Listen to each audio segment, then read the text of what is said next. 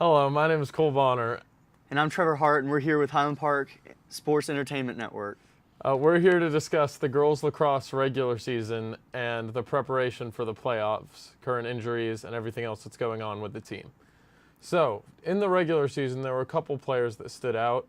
There were definitely some starters that played more consistently than others. Trevor, who was able to play all 9 games? So the people that we had going all 9 games were Kip, Crosdale, White, Booth, Durham, Callahan, Baird, and Gooch. And those would have been the starters throughout the whole regular season. We had one injury throughout the way with Peters, torn ACL. That was some bad news. But Cole, why don't you give us a rundown on some of the stats and who the key players are going in this next playoff game? All right. Well, Yale lacrosse commit Zoe Durham has been a key player this season.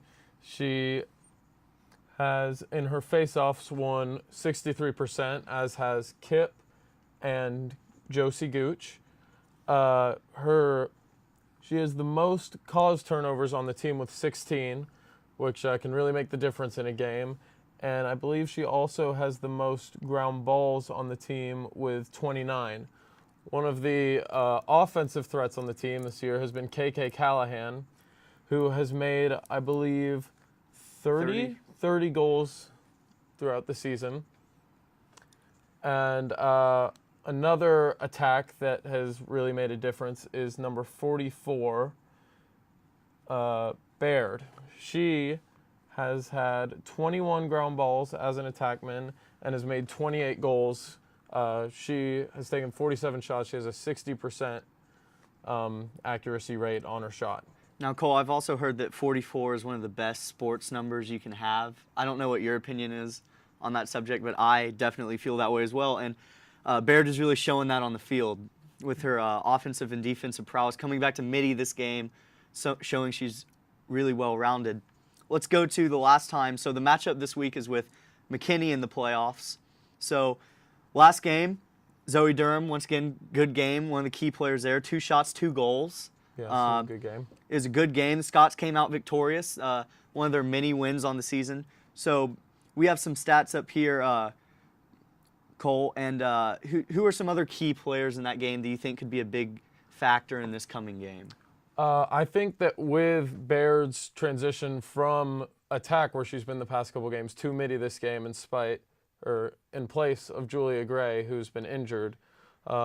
Actually, so what happened is Julia Gray was injured, who plays defense. So they were forced to move one of their middies back down to defense and move Emily Baird from attack into a midi position and bring on somebody who hasn't seen the field quite as much in the attack position. So it'll be exciting to see if she's able to make a difference, and exciting to see how Emily Baird handles playing midi instead of her usual attack position. Last time Highland Park played McKinney, they were able to win 16-5, which was a bit of a dog pile based on the score, but during the first half, it was actually a pretty close game. They sort of went back and forth at the beginning. Yeah, it was a close game. That was an exciting game to be at. It was, that was a fun one. And so who are some people on the other team that we should look out for? Because I know last game there was one player in particular who gave us some trouble, putting up probably about 3 of their 5 goals, majority of their goals. So could you tell us a little bit about? Yes, Megan Carney, player on McKinney, who I believe is committed to play college lacrosse somewhere next year. I'm not sure where. Is definitely a key player in both the offense and defense of McKinney. She plays midi, edge. She's very good. In fact, probably one of, if not our best defensive players, Zoe Durham, is going to be locking her down for most of the game and really just focusing on making sure that Megan isn't able to affect the game like she's been able to in the past. Yeah, a good effective matchup there with one of the best defensive players for sure, and Zoe Durham on one of the better offensive players in their district. I agree. Yeah. I think that for Highland Park to win this game, a couple different things need to happen. For one, the new attackman has to play out of their mind. It's a big game for them. It's maybe their first varsity start of the year, and it's new. Many teams don't have to deal with new starters this early in the playoffs. It's a stressful thing to deal with as a team. And I think that whoever's coming in at attack really needs to play a good game. Mm-hmm. We also need Emily Baird to be able to really play out at midi instead of attackman in, a new position. Yeah, and speaking of attackmen, you got the new one moving up, but you also have last game you had Josie Gooch and KK Callahan both contributing 5 total points for the Scots each. So Yeah. you got to keep up that good attack game. So we'll bring up some other sports and other news facts when we come back. Yeah, we'll discuss the regular season when we get back after the short break.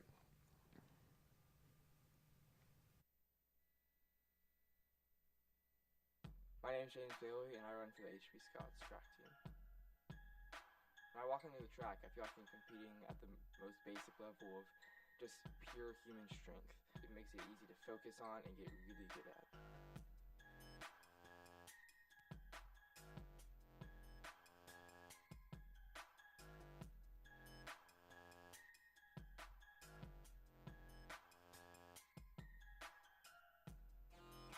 To be in track, you need to be willing to do some hard work and be dedicated. You can't really miss a practice or a meet or anything. In terms of having a mental element, a thinking element, you have to really be mentally tough and be able to get through your workouts. You don't have time to think, you're just giving every cell in your body to go faster. I hope you've enjoyed this break. Now we're going to discuss a key defensive element of lacrosse, which is the goalies. The Highland Park girls lacrosse team actually has 2 goalies this year, HPSEN and Blackwell. Both of them have played really well. Blackwell has a 59% save percentage, and HPSEN's at 43%. However, HPSEN has played more overall, taken more shots. So it's kind of a toss-up as to who's going to be going in at the beginning of the playoffs and into the playoffs. Trevor, do you think one will play over the other? I mean, it's going to be whoever's really performing best at that time. You know, the goalie in the last matchup with McKinney was actually HPSEN, putting up 8 saves with 5 goals allowed. So that's a 61% save rate, which is above her season average. So we'll see. There could be a lot of different factors that go in. I've seen them change goalies mid-game before. I've seen them stick with one the whole game. You know, it's just going to be performance-based. If one's struggling, the other's going to get a chance to go in and see if they can step up. Yeah, we saw that Megan Carney was actually able to give HPSEN some issues during the last game. Do you think that'll become a pressing issue again, or do you think Zoe Durham will be able to keep that from happening? Well, with Zoe, she's going to be matched up face guarding her, and so that in and of itself makes it harder for anybody to score, just that defensive presence. But HPSEN did a good job last game. I mean, every once in a while you're going to get a good player like that who's just going to get a good shot. You know, I mean, you can't stop somebody who's that good all the time, 100% of the time. So it's going to really just be how much can you cut her down with Zoe Durham, and can that goalie make a save when she needs to? And you can't focus too much on one player. It's a good team. It's a playoff team. So you're going to have to, you can't just focus on one player and have somebody else sneak up and step up and start taking the game away from you. So it's all about staying focused, getting a game plan going, and sticking to what you know, getting it done like you did last time. I agree. And in the last matchup, Zoe Durham was actually able to cause 2 turnovers while specifically face guarding Megan Carney, who's one of, if not the best player on McKinney overall, offense, defense, midi. Just overall, she's an incredible player. Zoe Durham was also able to create 2 goals while maintaining a defensive role in that game. Do you think that there's going to be a pressure there for Durham to sort of keep up that standard? As someone who's not proficiently known for scoring, just really as a defensive presence, of course it helps the team when she's able to score like she has been. But, I mean, 4 goals, or how many goals on the season, Cole? She's got Durham with 4 goals on the season, only 12 shots. So if you get 2 goals in that one game, that's half your goals on the season. So yeah, it's good to have her contribute. Maybe she will. But I think she'll contribute less with the loss at the defensive position. They need her back there. They need to keep her back there. And they don't need her on the scoring end where they have presences such as Josie Gooch and KK Callahan and Emily Baird to score for them. I agree. In the face-off is obviously a very important part of lacrosse. It determines possession for the most of the game. Last time that Highland Park played McKinney, Josie Gooch took 11 of the 20 or so face-offs and won 7 of those, which is a fairly high percentage on faceoffs, especially against a good team like McKinney. Do you think that they'll put Josie Gooch back up there for the faceoff, or do you think they'll try someone else? They've rotated different people in each year. I think it's a factor of who's tired, who's feeling it that day, who's better at it. Pretty consistently, though, you have 3 face-off people who take face-offs, and you've got Sloan Kipp, Zoe Durham again, and Josie Gooch, who all 3 of them have a 63% win on the season. So you really have a lot of options when it comes to who you want in there taking the face-off, and pretty much whoever you put in there, they're gonna try to get it done for you, and you're gonna get the ground ball, and you're gonna have a good chance to go score. In the past, Zoe Durham has been a more predominant face-off player.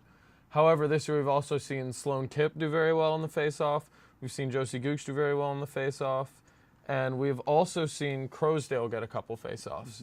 Do you think that throughout the playoffs there's going to be a specific player controlling the face-off, or do you think it'll be more circumstantial? So, of course, there's going to be times where it's circumstantial. I mean, you got to take the matchups where you get them, but Sloan Kipp has taken the most face-offs kind of by a lot with 89. Second being Durham with 65, and then Josie Gooch with 43. Those are the only ones above double digits, really.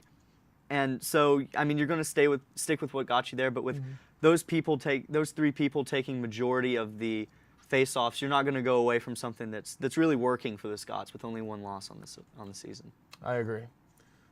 That loss, by the way, hasn't held the Scots back in the playoffs at all. They're actually the first seed this year, which is the first time in a while the Scots have gotten that opportunity.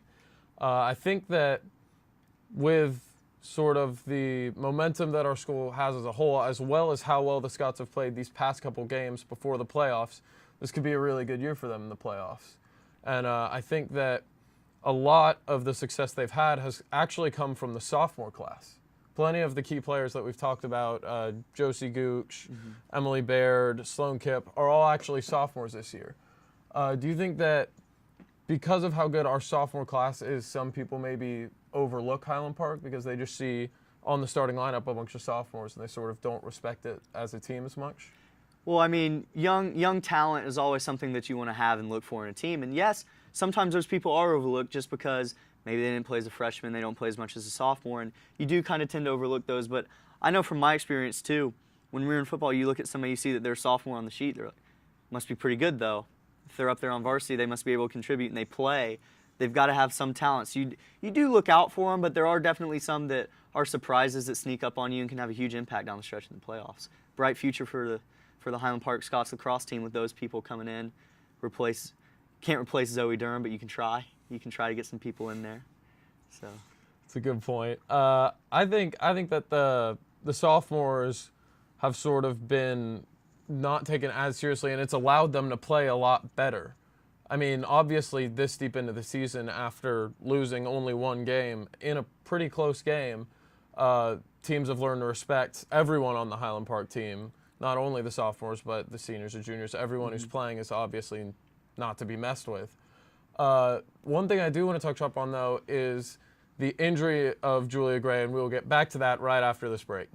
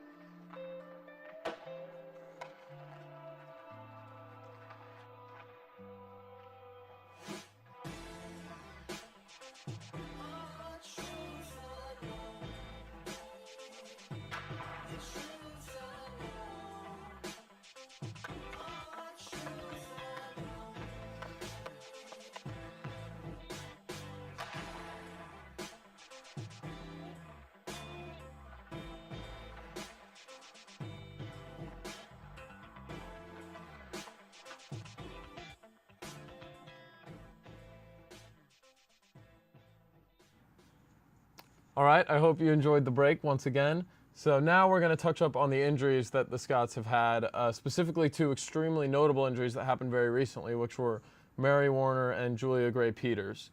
Mary Warner went down, I think, 2 games ago with what I believe was a torn ACL. She was a key defensive player. She Very was athletic. also, very athletic. I think she also plays basketball and track, and I think maybe even more. I know she was planning on running in a district track meet, maybe even regional, the Friday after she sustained her injury. So we hope she has a speedy recovery, as speedy as it can be with an injury that serious. But this obviously, brought down the numbers of an already fairly small Highland Park girls lacrosse team. Those numbers were brought down even more when Julia Gray-Peters went down recently in the Keller game. She also, I believe, tore ACL. Is that correct, Trevor? That's 2 ACLs. Hard to come back from. Gotta have some people to step up. It's a tough injury, hard to come back from once again. Just you gotta overcome it in the playoffs. It's just something you have to do if you want to be successful. Yeah. So this obviously opens the door for the next person up on the team. Going into the playoffs, this is something that a lot of teams will normally have to deal with, is injuries, but it's hard to deal with them this early in the playoffs. Normally, you're able to see a couple more games before you have to start worrying about injuries and things of that nature. So do you think that these injuries are going to slow the Highland Park team down, kind of ruin their momentum, or do you think they're going to be able to play through it, next man up? So any big injury to a key player on your team is going to have some effect. But with the Scots, they have, like you said earlier, they have so much young talent and gifted players that, I think they will react positively and well and get a playoff game. And it helps that they actually had a bye coming in the playoffs. This is the only team with a bye, so it's good to have the first seed. Good to get some people in. They've been practicing with it all week, I'm sure, figuring out who needs to go where, what they need to work on, what their role is now that they're going to be asked to perform in that starting role of somebody else. So it's going to be a challenge. Playoffs are always a challenge, but the Lay Scots have played well all year, and I think they're going to take it home. And you said they actually had a bye. How is it that they became one of the only teams with a bye in the girls' tournament? So our girls' team, Cole, is actually so good that their last game of the regular season, and they played against Keller, they blew them out of the water, and so that set up their first seed. That secured them the first seed. Well, the last seed who would we be playing then would be Keller again, and so after a confrontation, I'm sure, between the two coaches and the two programs, Keller decided that they were just they were done. They were gassed out. They had some coaching issues throughout the year. Their girls had struggled. They'd faced some issues, and they decided to forfeit that game, pull out. So that's how we got the week of rest, and I think that's much needed for the Scots. So, Mr. Hart, are you telling me that our team beat Keller so bad that they didn't even want to play him in the playoffs? That's kind of what it's looking like, Cole. What does that have to do from an intimidation standpoint to McKinney? If they know that Keller didn't even want to play him again, I can't imagine that McKinney's excited about this game. I wouldn't be too excited if I was McKinney either. So we're going to go score predictions. I'm going 16-5 again. Intimidation factor, Scots win. What are you going with? I think that with, our goalies have definitely come more, into their own throughout the season. I think it'll actually be a more defensive game this time. I do, however, still predict a Scot victory by a good margin. I think it'll probably be closer to 9-2. Megan Carney is an explosive player, and explosive players are hard to stop no matter what team they're on. I think that she'll get at least 1 goal, maybe. I think if not a goal, she'll have an assist, assist or 2. That's fair. But I think with how our goalies have been playing recently and how we're more comfortable actually playing both goalies, last time we played McKinney, we only played 1. I think that this will be a more defensive game, more low scoring, and I still think that the Scots will win by a long shot. Yeah. So, go Scots, go HP Girls Lacrosse, support all sports. Yeah, this has been Cole Bonner, Trevor Hart with the Highland Park Sports Entertainment Network. We thank you for your time. Go Scots. Go Moji.